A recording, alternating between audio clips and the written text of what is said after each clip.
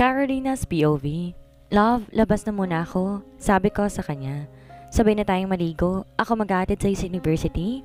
Nakangiting sabi niya sa akin. Really? Nakangiting tanong ko sa kanya dahil excited ako. Yeah. Sagot niya and he claimed my lips. I kissed him back. Masaya ako nakatabi ko siya matulog pero ibang saya ko dahil siya na mismong naghahatid sa akin. Thank you, mi vida. Sabi niya tinalikan ako sa noo. Naligo na kaming dalawa pagkatapos nagbihis na ako. Sabay kaming bumaba papunta sa dining area para kumain. Masasabi ko na magkasundo ang dalawa. Kung titingnan ay parang close sila at para silang mag-ama. Pareho kasi silang gwapo. Natatawa pa ako dahil papa rin ang tawag ni Drew kay papa. Parang walang alitan ang pamilya nila at parang papa na rin ang turing niya dito. Inubos kong gatas ko at ang pancake bago kami umalis. Habang nasa biyahe inaantok ako. Lalo na hawak ni Drew ang kamay ko at pinipisil-pisil niya ito. Di ko alam ano bang ginagawa niya, pero gabi-gabi ko siyang katabi matulog. Sa akin siya palagi umuuwi. Love, ano bang ginawa mo? Ba't palagi kang nandito? Hindi ka ba hinahanap ni Lucille? Tanong ko habang nilalaro ng daliri ko ang dibdib niya. Pareho kaming walang saplot sa katawan. Dahil kakatapos lang namin, nakaiga ako sa braso niya. Kanina pa siya panihalik sa buhok ko. Kasama niyang tunay niyang asawa. Nakangising sabi niya sa akin. Asawa? Yeah, her husband. Real husband. Natatawang sagot niya sa akin. Ba't parang dami mong sekreto sa akin?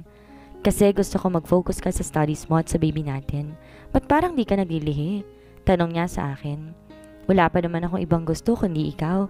Ayaw mo pa nun, hindi kita pinahihirapan? Bukas nga pala pupunta ako kay Doc. May check-up ako. Gusto mo ba sumama? Hindi ka ba busy bukas? Tanong ko sa kanya. Okay, sasamahan kita? Sagot niya sa akin. Really? Masayang tanong ko sa kanya. Opo, gusto ko rin malaman ang lagay ng baby natin. Sagot niya. Thank you, love. It is my responsibility, mi vida. Kaya hindi mo kailangan magpasalamat. Napangiti ako dahil masaya ako. Malaki kasi talaga ang pinagbago niya at ramdam kong pagmamahal niya sa akin at sa magiging anak namin. Pumikit na ako at natulog na. Kinabukasan, maaga kaming gumising para pumunta sa ubi ko. Natatawa pa ako dahil todo alalay siya sa akin na para bang ang laki na ng tiyan ko. Samantalang maliit pa lang at parang wala pang baby sa tiyan ko. Nakahawak siya sa bewang ko habang naglalakad kami, papasok sa loob ng klinik. Kinamusta ako ni Doc at nagulat siya na malaman niya na si Drew ang tunay kong asawa. Alam ko nagdududa siya, lalo na sa TV si Lucille ang asawa niya. Pero mabuti pa hindi na rin siya naging maosisa. Mi vida, we're here na. Sabi niya sa akin dahil nakaidlip pala ako. Thank you sa paghatid sa akin, love. Ingat ka sa work mo. Sabi ko sa kanya, tinalikan ko siya sa labi. You too, ingat kayo ni baby. Sabi niya sa akin. Opo, daddy. Nakangiting sabi ko pa sa kanya. I love you, mi vida. Call me if you have free time. Huwag ka masyado mapapagod, nakangiting sabi niya sa akin. Opo, you too. Sabi ko bago ko bumaba sa kotse niya. Naging okay yung buong araw ko dito sa campus. Walang nanggulo sa akin, kahit si Dylan tahimik lang. Pero habang palabas ako ng gate, nagulat ako dahil hinawakan ni Dylan ang kamay ko. Anong ginagawa mo? Tanong ko sa kanya. Ihahatid na kita, sabi niya sa akin. Kaya ko ng sarili ko. Nakikita pa rin ba kayo ni kuya? Hindi na, sagot ko sa kanya. Sino nagatid sa'yo kanina? Ang bango mo bang lalaki? Ano naman sa'yo? Ano bang pakialam mo? Galit na tanong ko sa kanya at sinampal ko siya. Bakit sa matanda pa? Tanong niya sa akin. Ano naman ngayon? Pinapatunay mo talagang kakaiba kang babae. Hindi ka ba nahihiya? Kung sino-sino na lang. Sabi niya sa akin. Husgahan mo lang ako dahil kahit anong gawin mo, hindi mo malalaman ang totoo. Sabi ko sa kanya. Bago ko tuloy yung umalis. Naikuyom ko mga palad habang naglalakad ako. Konting tiis na lang. Kapag nakapagtapos na ako ay magiging okay ng lahat. Makakapag-focus na ako sa pagbubuntis ko at sa asawa ko. Mabilis lang ang mga araw at alam kong makakagraduate ako. Sa office ni Papa ako dumiretso at ginawa ko ng trabaho ko. Sa bawat araw na dumaraan, paulit-ulit na lang nagiging routine ko. At kasama sa routine kong asawa ko. I'm so happy, mi vida. Bulong niya sa akin. May heartbeat na si baby at nakita ko kung paano tumulong luha ni Drew. Patunay lang na gusto talaga namin niyang anak niya. Walang duda, mahal nga niya kami.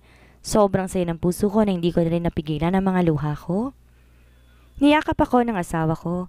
Pagkatapos namin sa klinik, inihatid niya na ako sa university. Nagpaalam siya sa akin at ako na may pumasok na sa loob ng campus. Pero biglang humarang sa daraanan ko si Lucille na nandilisik ang mga mata. Walang pasabi niya ako sinabunutan. Nasaktan ako dahil hindi ko inaasahan ang ginawa niya. Bitiwan mo ako. Sigaw ko sa kanya habang lumalaban din ako. Ang landi mo, kapal na mukha mo. Sigaw niya sa akin. Ano bang problema mo? Sigaw ko rin sa kanya. Hindi ka pa rin talaga tumitigil, hindi ka ba nahihiya? Kung sino-sinong lalaki nilang nilalandi mo. Sigaw niya sa akin. Sa galit ko, sinampal ko siya, pero bigla niya akong tinulak. Ang lakas ng pagkakatumba ko. Biglang sumakit ang puson ko at narinig ko siyang tumatawa dahil dito ako natumba sa may basang damuhan. Kaya madumi na ang suot kong damit. Tumingin ako sa kanyang patuloy lang tumatawa at ganoon din ang mga ibang estudyante. Umahon ng galit sa puso ko. Hindi ko na kaya pat sasabog na ako sa galit. Tumawa ka hanggat kaya mo. Pariwalain mong sarili mo na masaya ka at pagtawanan mo lamang ako dahil hindi mo mababago ang katotohanan na akin siya. Ang akin ay akin lang. At sisiguraduhin ko sa'yo na luha ng magiging kasunod niyan. Galit na sigaw ko sa kanya at pinilit ko pa rin tumayo kahit kumikirot na ang puson ko. Ang kapal na mukha mo. Wala ka na nga talagang kahihiyan. Sigaw niya sa akin at sinipa niya ako ng malakas sa balakang dahilan para matumba ulit ako. Nahilo ko nang biglang dumilim ang buong paligid. Masayang pinagtatawanan ng mga tao sa paligid si Carolina pero nataranta ang lahat dahil bigla na lang din siyang nawalan ng malay. Dahil sa ginawa ni Lucille. Hey, wake up! Slut! Sigaw ni Lucille habang niyuyug na ito. Stop acting like that. Dahil hindi ka artista? Hey, what is going on here? Sigaw ni Primo nang ikakarating lamang. May surprise visit kasi siya sa university dahil isa rin siya sa mga member of the board. Carolina, wake up! Gising niya sa babae na nag-aalala siya, lalo na't buntis ito. Sino ba may gawa nito sa kanya? Dumagundong ang boses niya, kaya natakot ang mga ito. Tinuro si Lucille na ngayon namumula na nga sa takot. Inaasahan niya na yon pero nainis lang siya na manggaling mismo sa mga tao sa paligid na nakasaksi sa nangyari. Brace yourself, Mrs. Evans. I don't tolerate this. You will pay for this? Sabi niya at binuhat na si Carolina papunta sa kanyang kotse. Mabilis dinala sa ospital. Samantala, nanginig ang kamay ni Lucille habang tinatawagan niya ang kanyang asawa. Pero hindi niya tumakontak kaya tambayan na lang niya ang lalaki ang tinawagan niya. At nakahinga siya na maluwag dahil kagad naman itong sinagot ang tawag niya. Daddy, help me. Pilit kong sinasama ng mga pulis. Umiiyak na sabi niya dahil bigla na lang may dumating na mga pulis. Relax, papunta ng sekretary ko. Sagot nito sa kanya. How can I relax, Dad? Ayoko na sumama sa kanila. Nakakahiya. May mga reporters na dumarating dito. Saad niya sa mga ito. Sana inisip mo yan bago ka pumunta dyan at ginulong babaeng yon. Galit na saad ni Mr. Evans.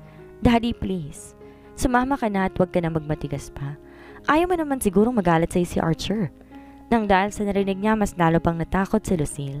Kaya naman labag sa kanyang loob, sumama rin siya sa mga pulis. Di niya nais tumikapan ng gulo. Sasama ka lang pa lang, nagmatigas ka pa. Pag mayayaman nga naman. Naiinis na bulalas ng isang pulis. Di naman to pinansin ni Lucille at mas tinakpan pa niyang mukha niya dahil ayaw niyang mukhanan siya ng mga reporters ng litrato. Na makarating sa presinto, kagad siyang pinasok sa loob ng selda. Ew, I hate this place. Sigaw ni Lucille dahil nandidiri siya. Ew din sa'yo. Sigaw naman na isang babae sa kanya. Don't talk to me. Arte, kala mo naman. Mayaman ka lang. Maganda ka sana kaya lang sama na ugali mo. Kaya hindi ako magtataka kung ba't narito ka. Sigurado ko kinahihiya ka na ng pamilya mo. Natatawang sabi ng babae sa kanya. Napaisip siya sa sinabi ng babae sa kanya. Sigurado siyang galit na ngayon ang daddy niya. Di na siya nagsalita at umupo na lang sa isang sulok. Habang tumatagal mas naiinip na siya dahil wala pa rin dumarating para isettle ng ball niya. Tumayo siya para utusan ng pulis. Can you call my husband?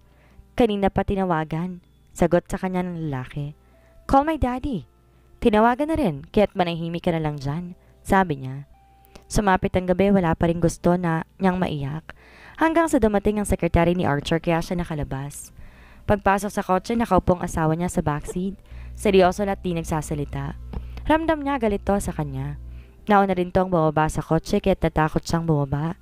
Bumaba na rin siya makalipas ng ilang minuto dahil ayaw niya naman niya mas magalit sa kanyang asawa. Pagpasok sa loob ng kondo, nagulat siya. Dahil binabasag ni Archer ang mga gamit na nakapatong sa mesa nila. What the shit, Lucille? Ano bang mali sa ginawa ko? Gusto mo pa rin bang babaeng yon? Sigaw ni Lucille sa lalaki. Mabilis lumapit si Archer sa kanya. Biglang sinakal siya nito kaya't napahawak siya sa kamay. Pinipigilan niya to dahil nasasaktan siya. Di niya akalain kaya nitong manakit. Honey, hindi ka ba nahihiya? Talagang gumawa ka pa na eksena doon. Sigaw nito sa kanya. Pero bakit ka nakikipagkita sa kanya? May relasyon pa rin ba kayo? At ano naman ngayon? Kung nais mong manatiling asawa ko, umayos ka. Anytime po pwede kitang iwan at babagsak ka kasama ng kumpanya ninyo. Pasalamat ka, pinagtsatsagaan pa kita. This is your last warning. Huwag mong gagalawin si Carolina dahil malalagot ka sa akin. Saad nito at binitawan siya. Mahal mo ba siya? Tanong niya. You wanna know the truth? Walang emosyon tanong sa kanya ni Archer. Mahal mo ba? Yes, I love her. Sagot nito bago to tumalikod para umalis. Ano bang mayroon sa kanya? Bakit ba siya? At ngayon pupuntahan mo siya? Sigaw niya sa lalaki. I don't need to answer your question. I love her at walang kahit anong rason. Kahit pa marami kayo sa buhay niya? Malandi siya. Malandi. Say that again and you're dead. Gigil na saad ni Archer, sabay sampal kay Lucille. Napahawak si Lucille sa pisngi. Umago sa masaganan niyang luha. Hindi niya kayang tanggapin na sinasaktan siya ni Archer. Pinigay kong lahat sa'yo. Kahit pang company namin, pero bakit di mo ko kayang mahalin? Ano pa ba ang kulang? Ano pa? Bakit mo pa ako pinakasalan kung di mo ko kayang mahalin? Umiiyak na tanong niya. Pinakasalan kita dahil sa company mo. And also ask my dad. Anyway, it's his idea, not mine. Nakangising sagot ni Archer at lumabas. I hate you. Lagot sa akin yung babae mo. Hate me as much as you want. And one more thing. I am not your husband. So pack your things and leave my condo. And don't you dare. What are you talking about? Nauutal na tanong niya sa lalaki. Naglakad si Archer papasok sa office niya. May kinuha to sa drawer niya at binigay niyang marriage certificate ni Lucille. Nanginig ang kamay niya at kinuhang papel. Bumungad ang pangalan ng lalaking pinakasalan niya at hindi to si Archer. How dare you? Gusto ko lang sabihin sa'yo, hindi ko ipagpapalit. Ang tunay na asawa ko sa isang tulad mo. You are my mistress, Lucille, at hindi si Carolina. Nakangising sabi ni Archer. Hayop ka? Pinaglaruan mo ko. Galit na sigaw niya kay Archer. You really think hindi ko alam ang sekreto mo? My wife is a decent woman, not like you, na kung sino-sino lang pinapatulan. She's not like you dahil ako lang gumagalaw sa kanya. Now say goodbye to my dad dahil isasama ka na ng tunay mong asawa. Ano kayo magiging reaksyon ni mommy pag nalaman niya na mistress ka ng daddy ko? Favorite ka pa naman niya. Natatawang saad ni Archer bago niya ito iniwan. Naiwan si Lucille na parang pinagbagsakan ng langit at lupa. Tumayo siya para lumabas. Galit na galit siya at nais niya makausap si Mr. Evans. Hindi niya matanggap na ganito ang gagawin sa kanya na matandang yon. Nangako to sa kanya kaya hindi siya makakapayag na maging talunan siya. Lalabas sana siya ng pintuan na may biglang dumating na lalaki. Saan ang lakad mo, misis ko? Nakangising tanong nito sa kanya. Huwag kang lumapit, dyan ka lang. At bakit naman hindi? Asawa kita at akin ka lang kaya sasama ka sa akin? Did you enjoy your every night session? Nakangiting tanong niya kay Lucille. No! No! I don't take no as an answer. Lumapit to, tinakpan ng panyong ilong niya. Bumungad sa akin ng puting kisame. Nataranta ako na maalalang nangyari sa akin. Agad ako napahawak sa tiyan ko. Unang pumasok sa isipan ng anak ko. Papa, ano nangyari sa anak ko? Ang baby ko po. Naiiyak na tanong ko sa kanya. Relax anak, the baby's okay. Don't cry na, sabi niya. Umiyak ako sa narinig. Mabutit okay lang baby ko. Narito kaninang asawa mo, pero umalis din siya dahil may kailangan siyang asikasuhin. Saad sa akin ni Papa.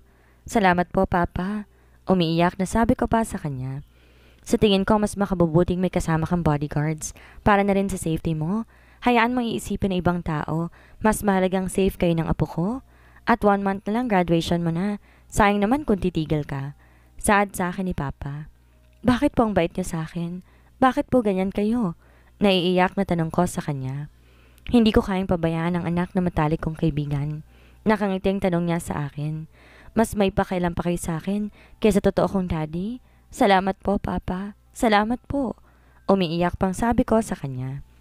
Sa totoo lang, ninong mo ko. Kaya dapat lang gawin kong responsibilidad ko sa iyo na maging pangalawang magulang mo. Baka multuhin ako ng mami mo kapag pinabayaan kita. Sagot niya sa akin at pinunasan niya ang luha ko. Niyakap ko siya at pakiramdam ko na hanap kong tunay kong kakampi. Nakahanap ng pagmamahal na galing sa isang ama. Kaya masasabi kong swerte ako dahil siya ang binigay sa akin ni mommy. Lalo ko tuloy na miss ang mommy ko. Umuwi rin kami agad ni Papa sa bahay pero umalis din siya dahil may asikasuhin pa. Umupo ako dito sa garden habang gumagawa ng kailangan ko sa school. Thank you, baby. Thank you dahil hindi mo ako iniwan. Kapit pa. Kumapit ka pa na mahigpit kay mommy. Konti pa, anak. Sorry kung hindi makapag-focus si mommy sa'yo. Pero pangako, anak, pagkatapos ng graduation ko, aalagaan ni mommy yung sarili niya. Magiging safe tayong dalawa. Saad ko habang nakahawak sa tiyan ko. Magmerienda ka muna, iha. Sabi sa akin ni Manang. Salamat po. Sagot ko sa kanya. Alagaan mong sarili mo, iha. Lalo na buntis ka. Sabi niya sa akin. Opo, Manang. Salamat po dito sa merienda. Sige, pasok na ako sa loob. Kainin mo yan bago pa lumamig? Nakangiting sabi niya sa akin. Ngumiti ako kay Manang, tinikman ang niluto ni Manang at nagustuhan ko to. Naalala ko tuloy si mommy noon. Tuwing gumagawa ako ng assignment, palagi niya akong pinagluluto ng merienda. How I wish nandito ka ngayon, Mom. Saad ko sa kawalan. Na maubos ang pagkain ko, tinapos na namin ang ginagawa ko. Hanggang dalawin na ako ng antok kaya't pumasok na ako ng silid ko para matulog. Nagising ako dahil naramdaman ko na may yumakap sa akin. Nang idilat ko ang mata ko'y bumungad sa akin si Drew. You're here, sabi ko sa kanya. I'm sorry, sabi niya sa akin. Wala kang kasalanan. Akong dapat mag-sorry sa'yo dahil iniyaan ko ang sarili ko nasaktan siya. Mabuti na lang at malakas ang kapit ng baby natin. Di niya tayo iniwan. Sabi ko sa kanya. I saw the video. Saad niya sa akin. Bigla ako nahiya dahil sa mga sinabi ko kay Lucille kanina. I'm sorry, di ko lang mapigilan ang sarili ko. Kaya ako nasabi yon. Sabi ko sa kanya. I am so proud of you. Sabi niya sa akin at tinilikan niya ako. Bakit ka proud? Problema nga magiging epekto nun sa'yo. Sabi ko sa kanya. Kasi ang tapang mo, kaya parang natatakot tuloy ako sa'yo. Natatawang sabi niya kaya naman napalabi akong bigla. Dapat lang, iwan kita dyan eh. Pabirong sabi ko pa sa kanya. Pero parang gusto ko agad bawin ang joke ko dahil nakita ko ang pag-ibig ng mukha niya. Nakita kong lungkot sa mga mata niya. Balak mo ba akong iwan? Tanong niya sa akin. Love, nagbibiro lang ako. Pero hindi magandang biro yan. Sabi niya at mabilis tumayo. Love, nagbibiro lang po ako. Nataranta ko dahil nagsuot na siya ng t-shirt niya. Love! Mabilis siyang lumabas ng silid ko kaya't sumunod ako sa kanya. Pero talagang tampo siya dahil sumakay siya ng kotse niya at mabilis umalis. Naiwan ako natulala habang nakatingin sa gate. Hayaan mo siya, anak. Babalik din siya. Mahal ka nun. Sabi sa akin ni Papa. Kasalanan ko po, Papa. Hindi ko kasi pinag-isipan ang sinasabi ko eh. Nagbiro po kasi ako at maling biro pa. Sagot ko bago umakyat ulit ng silid ko.